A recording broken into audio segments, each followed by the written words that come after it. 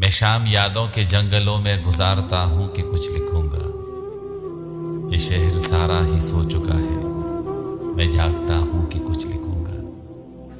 बहार रुत के वो ख्वाब सारे जो मेरी पलकों पे आ सजे थे, वो ख्वाब आंखों में जल चुके हैं, मैं जल रहा हूँ कि कुछ लिखूंगा।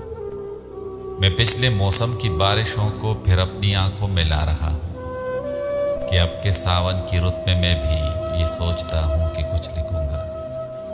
अजीब रुत है जुदाइयों की, अजाब दिन है, अजाब रातें।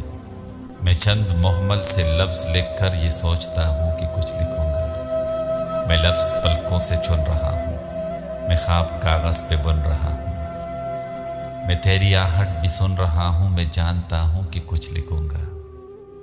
वो सारे रास्ते कि जिन पे हम तुम चले थे चाहत के संग आतिफ, मैं अब जो उन पे कभी गया तो